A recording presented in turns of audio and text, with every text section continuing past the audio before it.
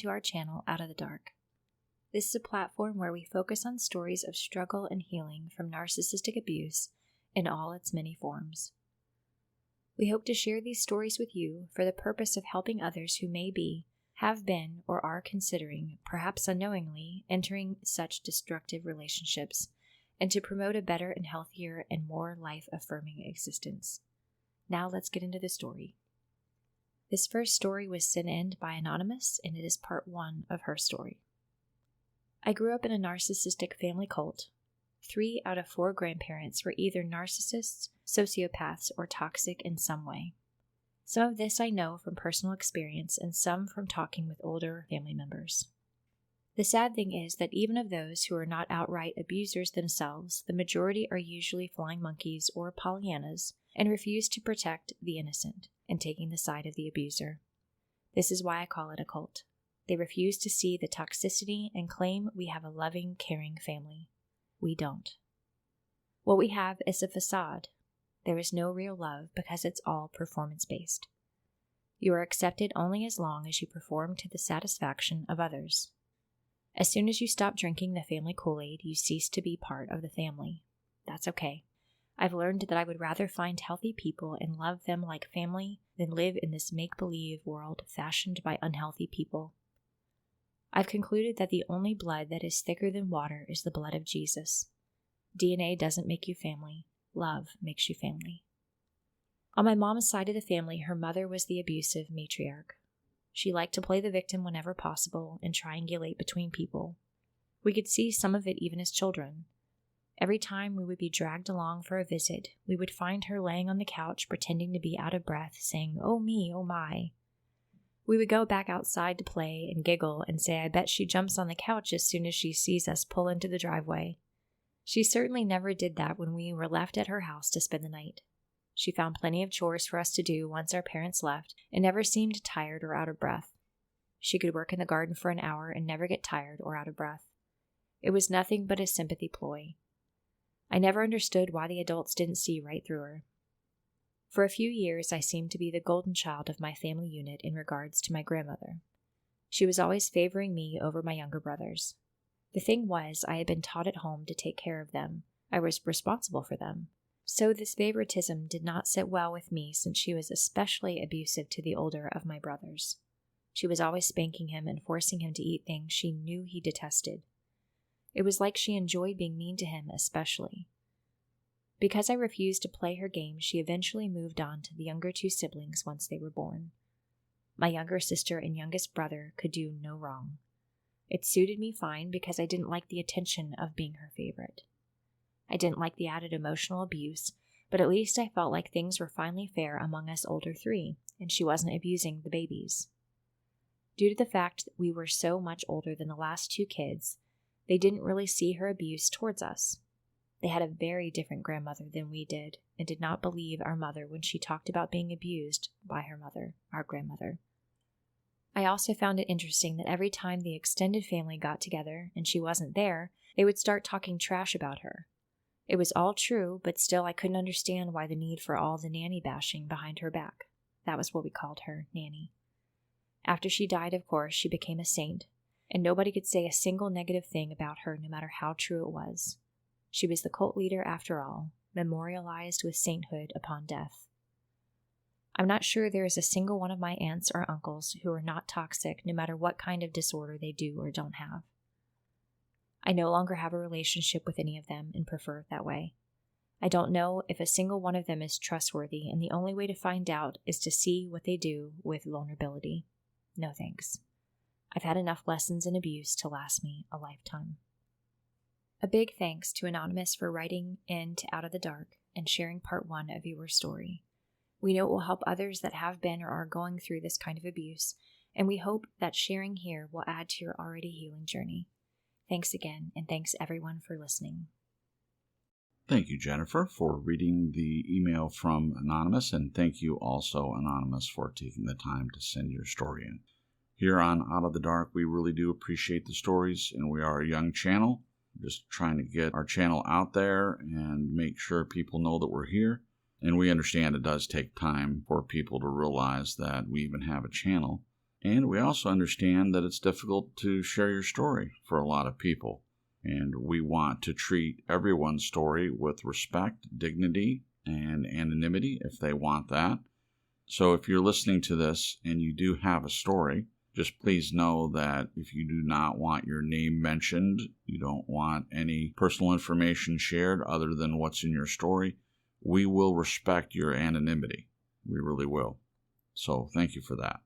And we are still looking for stories. So if you do have a story and you would like to help someone else, and also I believe that by sharing your story, you're helping yourself, getting it out, as I mentioned in the first video. So please keep that in mind. Okay, so with the first video, we did get a few comments, most of them positive, all of them positive, really. One of the comments was that during the first video, I read, entire chunks of the email and didn't comment on everything, and in that way, I might have missed something. That's a great comment, and thank you, subscriber, for sharing that with me. So on this one, we're going to try it a little differently. What I'm going to try to do, take it a little slower and just read parts of it and then make commentary as I go. It's kind of what I did before, but with that suggestion, I thought about it, and Jennifer and I talked about it, and we don't want to miss anything. We want to make sure we comment on everything. That's the preamble for the story that has been sent in via email from Anonymous. So now I will read the email again and stop and make comments as I go. This one we're calling A Cult of Narcissistic Personalities, and you'll see why as I go through the letter. Beginning. Part 1. I grew up in a narcissistic cult family.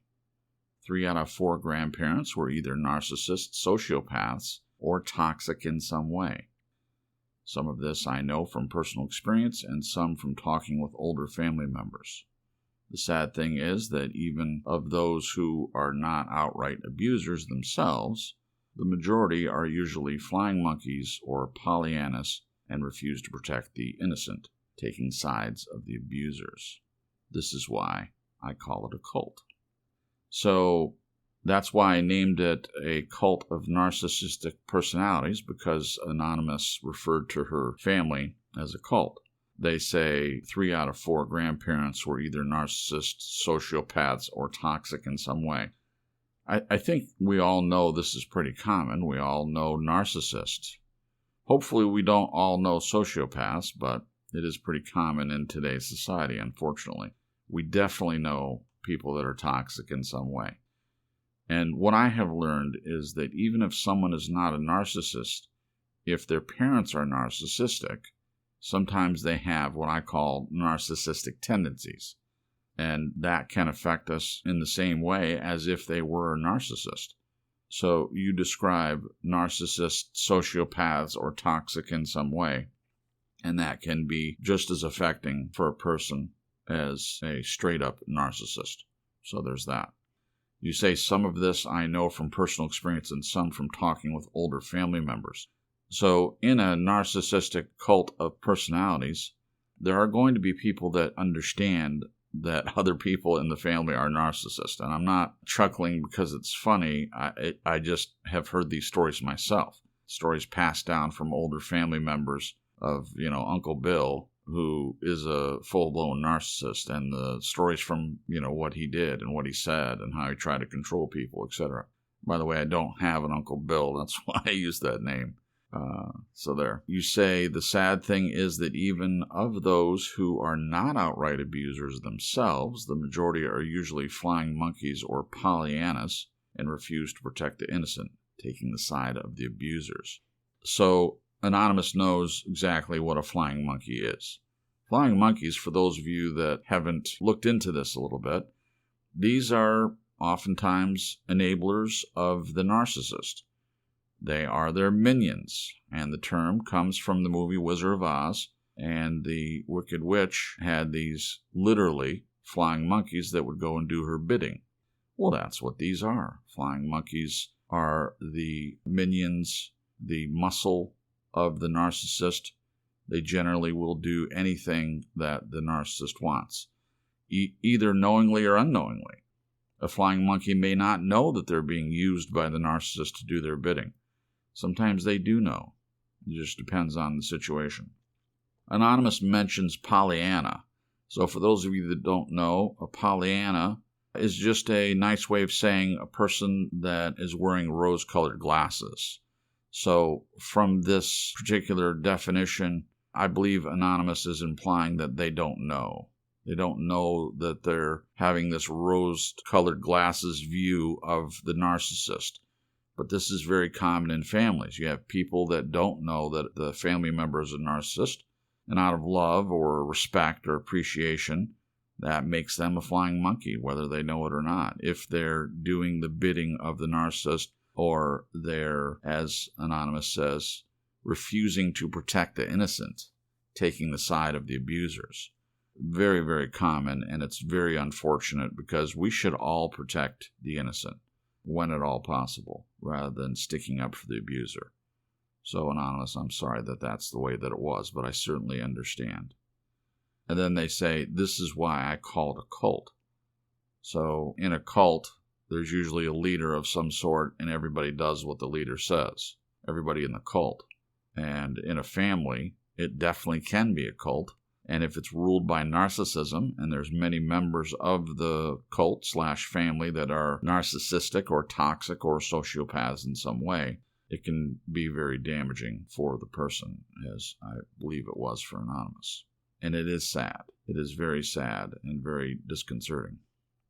She says the sad thing is that even of those who are not outright abusers themselves, the majority are usually flying monkeys or Pollyannas and refuse to protect the innocent. Okay, continuing.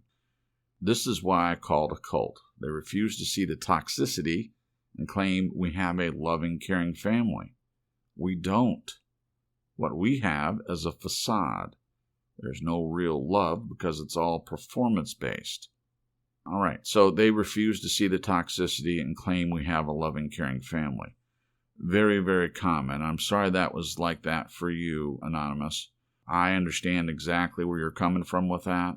Many times in families, you have this support, you have this facade, as you mentioned, of a loving family, especially in Christian, quote-unquote, Christian families. They present themselves to the church, to the community, as loving and caring. And unfortunately, a lot of times, this is so far from the truth. They're not loving and caring. They're narcissistic sociopaths, just like you say. And to the rest of the community, some people may know, some people may see through the mask and see that it's not loving and caring. But a lot of times, and understandably, they don't know what to do about that. But if you see it, it's incredibly painful to have everyone in the community supporting this narcissistic cult and not doing anything to help the victims. Okay, so they refuse to see the toxicity and claim we have a loving, caring family. We don't. What we have is a facade. Yeah, that's the presentation to the rest of the world as the loving, caring family, and that's not what they are. Anonymous says there is no real love because it's all performance-based.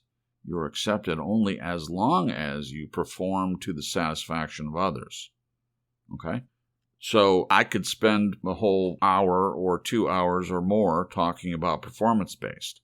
I grew up in a performance-based family.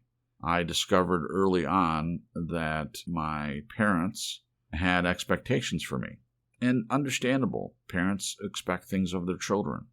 Completely understand that. But I felt like love for me was based on my performance, how I did in life, how I did in school, whether I obeyed them, whether I had my chores done, how my attitude was, etc.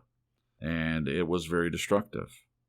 My father is a workaholic. He's still with us. My mother was an enabler and a codependent. Now, fortunately, she became a counselor and a therapist, and she worked on her issues. The only downside is that the one thing she was not able to do, in my opinion, was totally break free from her narcissistic mother, my grandmother, and the negative and destructive effects of her parentage. It was very difficult for my mother to totally break free from that.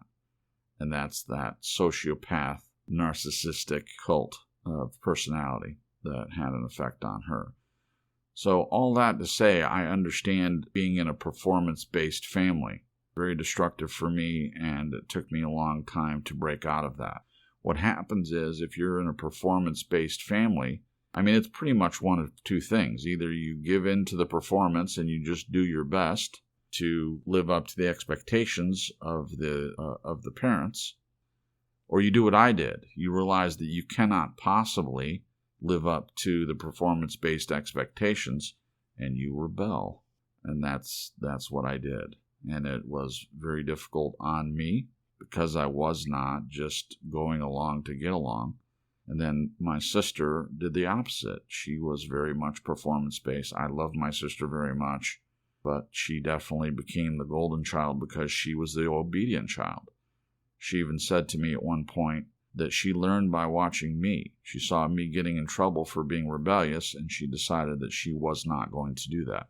And I'm glad it was easier on her. I really am. There's been a lot of healing in me and also in my sister, and we have a good relationship now. But growing up, it was very hard to watch her. Seemed like my parents were treating her better than they were treating me, and not understanding why at the time. Of course, looking back, I do understand that. So I won't go on any longer about that, but a lot can be said about being in a performance-based family, and that's pretty much the way that it is. Okay, Anonymous says, you are accepted only as long as you perform to the satisfaction of others, of course.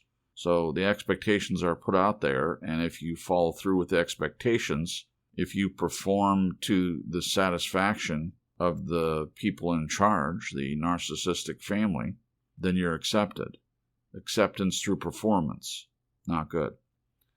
Anonymous continues, as soon as you stop drinking the family Kool-Aid, you cease to be part of the family. That's okay. I've learned that I would rather find healthy people and love them like family than live in this make-believe world fashioned by unhealthy people. Wonderful, Anonymous. I'm so glad that you shared that. So Anonymous seems to have accepted this idea of who her family really is, not living in an illusion, not believing in a make-up world, and quit drinking Kool-Aid, which is difficult on one end, but the other end is that it brings you peace and joy, possibility of a life without all this crap, without all this narcissistic garbage. I'm glad that you were able to stop drinking the Kool-Aid, Anonymous. This other thing that Anonymous mentions, they say, I've learned that I would rather find healthy people and love them like family than live in this make-believe world fashioned by unhealthy people. Wonderful. So if you are listening to this and you have been or are involved in a narcissistic family, there is hope for you. There are healthy people out there. There are resources out there for you. There's healing out there for you. There are communities out there for you. And there are people that will love you unconditionally for who you are as a person and love that you want to be healthy. If that's your desire, you want to be healthy. There are people that will support you in that. There are many groups, especially on Facebook. There are Facebook groups. It's just a little bit of a challenge at first when you're breaking out of this narcissistic family to find these people, to find the people that will be supportive of you. But as difficult as it is to break out of that, to stop drinking the Kool-Aid and break out of this make-believe world fashioned by unhealthy people, it is worth it in the end. So I encourage anyone who has grown up in this, when you're able to set that aside and allow people to love you and allow yourself to love healthy people, that changes your life. It really does. Anonymous continues, I've concluded that the only blood that is thicker than water is the blood of Jesus. DNA does not make you family. Love makes you family. What a wonderful point. I know that everyone listening does not believe in Jesus, and that's okay. I personally do, and Jennifer does as well. So I agree with Anonymous's statement. Certainly the idea that blood is thicker than water, the only blood that is thicker than water, Anonymous says, is the blood of Jesus. That's true. This statement, blood is thicker than water, well, blood is thicker than water, but it's kind of a statement that they wrap abuse in it. Well, blood is thicker than water. The idea is that because you're blood, you should put up with abuse. You should be okay with being treated horribly. And that's just not true. As I mentioned, there are people out there that are not your blood that are going to treat you better than your family. And I have several examples of that. Okay, so just a quick example. My wife and I sometimes struggle financially, as a lot of families do. And it's been about 2 years or so, but we were in a real bind, and it was, during COVID, and neither one of us were able to work at that time, and we almost got evicted. Well, I could not go to my family, my remaining family. I could not ask them for anything, and my wife couldn't ask her family either. Same situation. But we have a large family of other people, healthier people, and they were willing to help us financially as a gift, not a loan with strings, but just to help us get through that time of struggle. So this is the way that it is. You can find people out there that are willing to be helpful to you, not judge you, and God forbid you ever need that kind of assistance. It's not just about money, it's about emotional support. There are people out there that will be emotionally supportive of you, spiritually supportive, and they're not blood. They're not blood family. But you can still have ties to them that sometimes will surprise you at how much easier it is. It seems easier for them than it is for family members. I believe that family should take care of family, but it's not always the case. Anonymous says, and I love this point, love makes you family. Love makes you family. Anonymous believes in Jesus, and biblically speaking, love is the greatest fruit. The greatest of these is love. Love, joy, peace, long-suffering, gentleness, goodness, faith, meekness, self-control, or temperance. The greatest of these is love. Love makes you family. What a great point. Okay, continuing. On my mom's side of the family, her mother was the abusive matriarch. She liked to play the victim whenever possible and triangulate between people. Okay, so Anonymous says, on my mom's side of the family, her mother was the abusive matriarch. So this is the kingpin of the narcissistic family. And some of these narcissistic families go back generations. But long before narcissism was even mentioned as a thing in the world.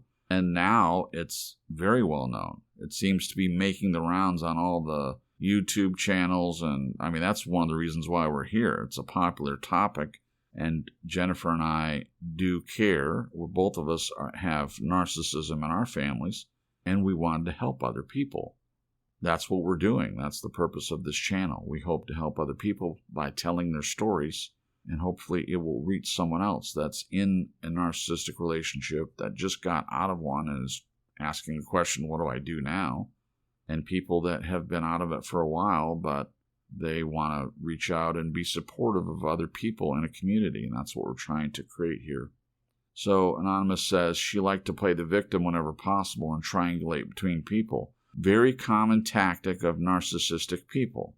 They act like the victim, and they get their flying monkeys to go and triangulate between other people. They let other people fight their battles for them. They don't go directly to the person and just have a healthy conversation, come to the table and say, hey, what you're doing really bothers me. Or, I wish you wouldn't treat me like this. They play the victim. They get other people to do their bidding for them. A lot of narcissists do not want to look like the bad guy or the bad girl. They're much more willing to allow someone else to do that, to separate themselves directly from any kind of conflict.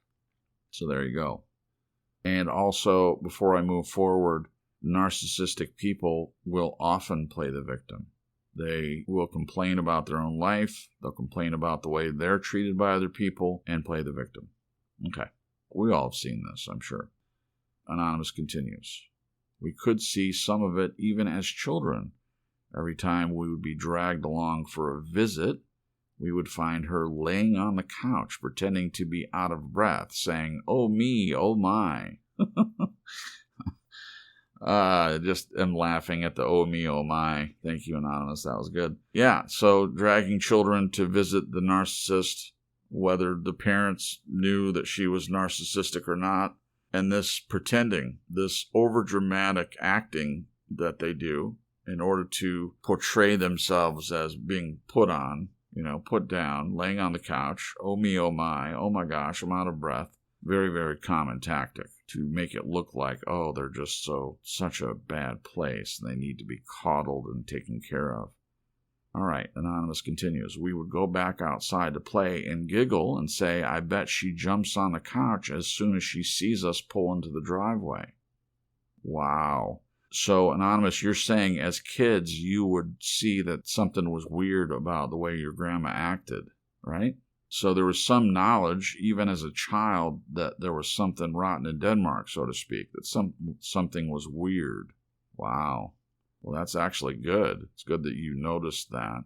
Children see more than people think. They pick up on things. Their minds are sponges.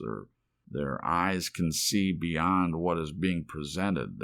They can sense or perceive the reality of things, sometimes better than adults can. They certainly get a feeling when they feel unsafe for some reason. I certainly have. Felt unsafe around a person, didn't know why, couldn't explain narcissism at that time, didn't know what narcissism was. But I did know when I wasn't being treated well, and I knew when someone was acting or playing a role of some sort. So that's good that you saw that, Anonymous.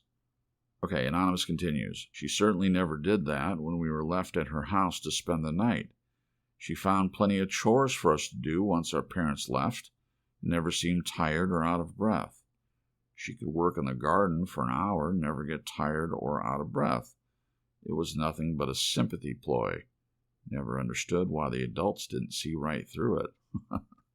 Adults are more thick, Anonymous, than children in some ways. Maybe some of them saw it, but it's hard to stand up to the narcissistic matriarch. And when money or, the will is involved, I don't know the situation with a will, but a lot of times the will is a governor on being honest with a matriarch or a patriarch. The idea that when that person dies that you will be in the will and get some kind of money from it. Now, there are plenty of families that there's no money involved, so what other things could prevent someone from being honest or standing up to a narcissist? Well, it's what Anonymous presented earlier as the way things look. Sometimes it's difficult for a person to stand up to a family member because of the way that it looks. Well, everyone thinks that they're a good Christian person, good Christian man or woman. Well, they're so involved in their church. Oh, look, they're so involved in their community. They give to charity. They, whatever the case may be. It's difficult, either way, to stand up to someone. Plus, a lot of times you're doing it alone. Can't get your siblings or other people in the family to listen to your stories. And once you see it, it's hard to get other people to agree with you. You can't make other people see what you see. You can try, but a lot of times you're the one that sees and no one else does. That's tough. That's tough going. As my mom used to say, that's hard yards. Hard yards. Okay. So this idea that Anonymous presents, she would work in the garden for an hour and never get tired or out of breath, is nothing but a sympathy ploy. Yeah, so as you said, getting on the couch when they pull in the driveway. My grandmother, so my mom's mom, did this all the time. She would act for sympathy. One of the things that she would do, she was a great cook, my grandmother. Wonderful cook. And she would make these big meals for everybody, and then we would all sit down at the table, and then she would kind of pick at her food. She might eat a little bit, and then she would stop eating. And she did this so that people would ask her why she stopped eating. And she said, oh, no, it's no bother. I'm fine. She wanted to make people feel guilty about how much work she put into the meal, and she wanted praise for that work. It was a sympathy ploy. It also was a performance-based. It was a performance. She would later go and eat, go into the kitchen and eat. After everyone else was finished, she would, serve dessert. And then at some point, I'm sure she would eat. Of course, she did often starve herself. She was very concerned about weight. She gave that to my mother, who in turn passed along to me. She made horrible comments to my mother about her weight and destroyed her body image. And then my mother tried not to do that to me, but it happened. She was very concerned about my weight and my clothes, but this isn't about me. I'm just mentioning that. I know exactly what that is, a sympathy ploy. Lastly, Anonymous says, I never understood why the adults didn't see right through it. Yeah, unfortunately, adults either they can't see it or they don't want to see it, and children have a much easier time, in my opinion, of seeing these ploys, these games that people play. Okay, continuing. Anonymous continues. For a few years, I seemed to be the golden child of my family unit in regards to my grandmother. She was always favoring me over my younger brothers. The thing was, I had been taught at home to take care of them. I was responsible for them. So this favoritism did not sit well with me, since she was especially abusive to the older of my brothers. Okay? There's more about this, but I want to just make sure and comment before I continue. Okay, so Anonymous, you were the golden child of your family as far as your grandmother was concerned. And I know that Anonymous plans to tell more of her story, and I'm very interested to know what made you think.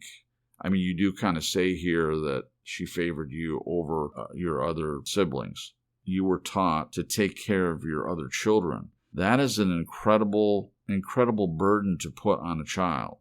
The parents are in charge of taking care of their children. I'm not saying that, kids don't do anything for their younger brothers and sisters. I'm not saying that. But putting that responsibility on someone else can be very destructive. I say that because, again, I don't love that I have all these examples from my own family, but it does help in reading people's stories and knowing what some of the things feel like. So, again, my mother, her own mother, was a narcissist, my grandmother, and I don't think she wanted kids. I really don't think she wanted kids. But at that time, in the late 40s, early 50s, that was the thing to do. The nuclear family, having kids, it was just a popular theme at the time. So she had 2 kids, my mother and her younger sibling. I think they're about 3 years apart, just like my sister and myself. I'm the oldest, and then I have a younger sister 3 years younger. So I think it was the same with them. But my grandmother was always having my mother take care of her brother. If he was upset about something, he would say, go check on your brother. And it was her responsibility. If he was crying or had a bad day, my grandmother wouldn't go take care of it. He would send my mother to take care of it. So the only reason I'm bringing this up is because I know exactly what you're talking about. So my point is, putting children in charge of siblings and not doing the parenting yourself is an incredible burden, and it's very destructive. So I understand what that would be like.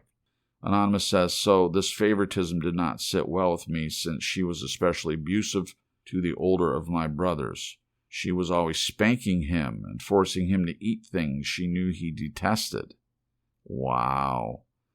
So you witnessed your grandmother physically spanking her grandson, and this other thing, forcing him to eat things she knew he detested. When I read this, I can really identify with this. Now, my parents didn't make me, other than, like when I was a kid and didn't like broccoli, my mother would put melted cheese on broccoli to make us eat it. And that worked for me. I didn't like broccoli, but certainly with the melted Velveeta cheese or other cheeses on it, I liked it. Anyway, so this idea of forcing children or forcing other people to eat things that they know you don't like. Now, aside from that they need to eat vegetables or they need to eat something healthy, but no, this is different. The idea of that a child doesn't like something and forcing them to eat it. I can see the face, the duper's delight, the glee that appears on a person's face that does this. This is control, and they also get a happiness out of it, of making someone do something that they don't want to do. It's not just about the food, but in this case, Anonymous, you're talking about it being related to food, and it is very much a tactic that they use. They get an enjoyment out of it, a sick enjoyment. It's ridiculous.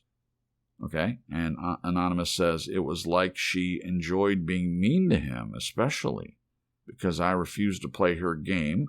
She eventually moved on to the younger 2 siblings once they were born. So this continued throughout, and the younger siblings got some of the same treatment from grandmother, the sociopath, narcissistic grandmother. Okay. Yeah, it's interesting that you refused to play the game. So you must have been really aware of what was going on, as you had said earlier. But a lot of people, they don't refuse to play the game. They're children. They're children. So they go along with it. They feel like they have to. What are you going to do? Your grandma is in charge of you, and they're telling you to do things. They're ordering you around. They're doing whatever. Even when you see the abuse going on to your older brother, that's a horrible position to put you in. But I'm glad that you didn't play the game. That's wonderful. Okay. Anonymous says, my younger sister and youngest brother could do no wrong.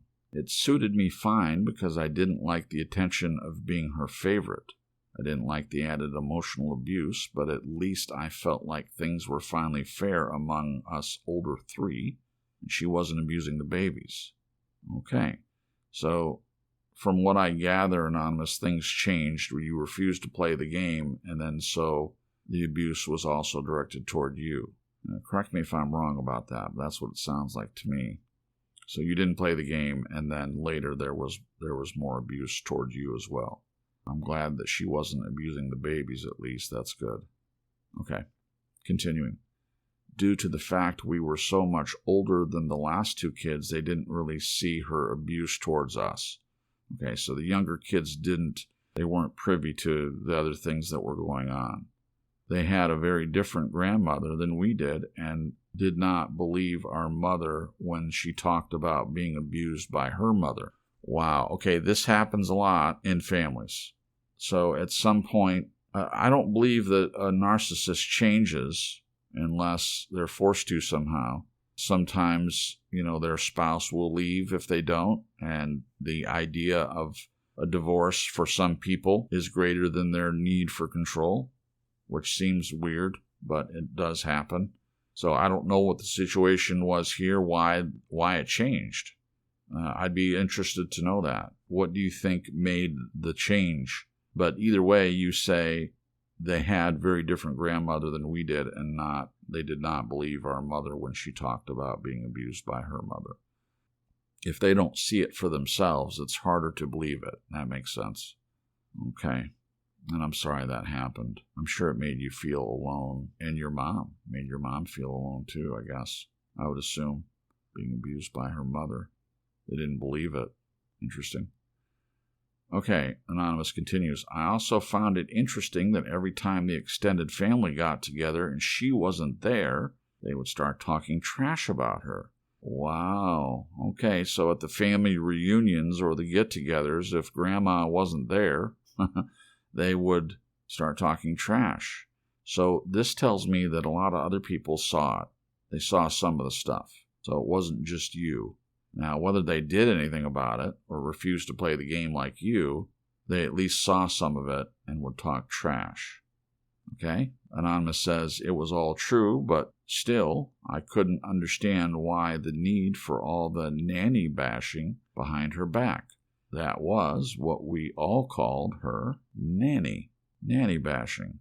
Yeah, well, out of the flesh, the human part of all of us, sometimes it feels good to bash other people, unfortunately. And so it's understandable that they would want to do that. You say it was all true, but still, I couldn't understand why the need for all nanny bashing. Well, the need is they get something out of bashing. A lot of people do.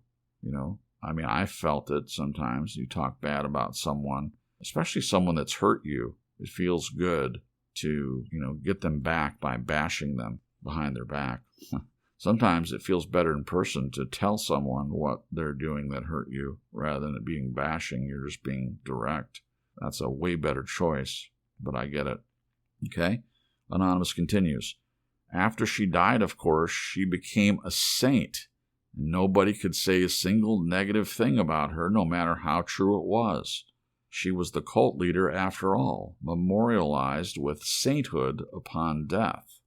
So the narcissist, sociopath, cult leader of the family, they die, and then what happens is everyone in the family is left to decide how they're going to deal with the death of this person.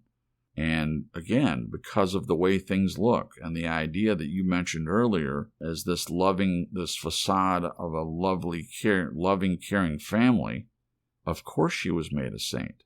There's also this idea of not speaking ill of the dead. It's pretty common in society. Well, you shouldn't talk ill about dead people. Well, I don't understand that. If you need to work through things that a dead person did to you, you don't have to, make it public necessarily, but you should talk about it. Talking about it is for you. It's not for them. They're not here anymore. So if they've been abusive to you, talking about it helps you. Very necessary to do that sometimes. So in your family, nobody could say a single negative thing about her, no matter how true it was.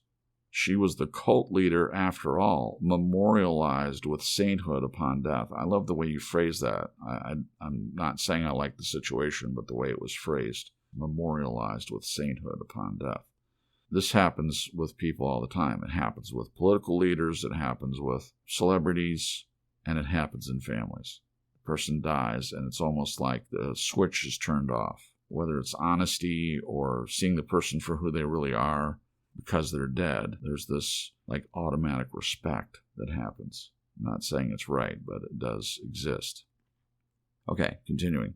I'm not sure there's a single one of my aunts, uncles who were not toxic, no matter what kind of disorder they do or don't have. I no longer have a relationship with any of them, and I prefer it that way. Okay. Yeah, regardless of what kind of disorder a person has, or whether they don't have a disorder. I mean, a lot of times we just see the behavior of people and we put a disorder on them. They're not seeking counsel from anyone. It's not a diagnosis from a medical professional or a counselor or psychiatrist or psychologist. It's just you recognizing disorders and seeing that they have one. Okay? So Anonymous is saying that they say a single one of my aunts and uncles, she's not sure if there was a single one of them that's not toxic in some way. As I mentioned earlier, yes, in families, even if they're not a narcissist, even if they don't have a particular disorder that stands out like a sore thumb, they still have narcissistic tendencies. They still have been negatively affected by this. And Jennifer and I, we've grown up in narcissistic families. And speaking for myself, I have had to purge myself of narcissistic tendencies. When I started in counseling myself and started to realize that a lot of what I was doing was to myself and not others, but there were still some things I recognized in my behavior that were narcissistic tendencies because of my parents. But as an adult, you'll hear me say this a lot, likely, as an adult, regardless of what we went through as children, we're responsible for the decisions we make in our lives. It's up to us. So whatever happened to us as adults, we need to decide to be better people. We decide what that looks like for us. Anonymous says, I no longer have a relationship with any of them, and I prefer it that way. I don't know if a single one of them is trustworthy, and the only way to find out is to see what they do with vulnerability. No thanks. I've had enough lessons in abuse to last me a lifetime. Wow. I'm so glad you're in this place, Anonymous. When we get to the place where we realize that our vulnerability, our transparency, our honesty, and the things about us that people love, the light that's inside of us, it's not worth giving it to someone who we can't trust or we don't know is trustworthy. I understand exactly what you're saying there. There's no way I would give that to someone that I didn't trust. And you don't have to. A lot of times in these narcissistic families, you have other people in the family that are saying, why aren't you talking to Aunt Betty? Why aren't you talking to Uncle Bill? Why'd you stop talking to Grandma if you decide to go no contact, for instance? Which is to protect you. But other people, they don't want to understand it. They want to give you flack about it. So people are not trustworthy, and you're not going to risk all of the wonderful things inside you by handing them over to someone that could be abusive. And this is especially true for someone that is just coming out of one of these family situations. I have found that the more you recover, the more you heal and grow and change, then you look at things in a little different way. For example, maybe you went no contact with the whole family, not just the narcissistic person. And you decided to do that because it was too potentially painful or it was too big of a risk. But you find out later, after you've healed and grown and matured and been away from it, that you're stronger. And the effects of the flying monkeys may not have the same effect on you now as they would have at the beginning. I'm not telling anyone to do that. I'm just saying that I have noticed that. I know for myself that with the narcissistic people in my family, I can be around them at a family gathering, and whatever they say doesn't affect me in the same way because I have changed. They haven't changed. They haven't done anything to change. I've changed. So the way I react to their comments is different than it was before. And it may never be like that for you. You may always have to go no contact. You may never feel comfortable around these toxic people. But that's a decision that you have to make. But I am glad that you know where you are and you've made the decision not to give your wonderful qualities to someone else. So I love also how Anonymous says, I don't know if a single one of them is trustworthy, and the only way to find out is to see what they do with vulnerability. No thanks. I've had enough lessons in abuse to last me a lifetime. All right. Well, thank you, Anonymous, for sharing your letter with us. We appreciate you very much, and your letter was wonderful. Now, as I said, wonderful in that you're being willing to share, and I know that there are people out there that have experienced the same thing. No doubt in my mind about that. So, Anonymous does plan to share more of their story with us on the channel. So, we will submit this video as part 1. And then when Anonymous decides to add more to it, we will post those videos as well. Okay, and thank you for taking the time to send that in and help other people out there.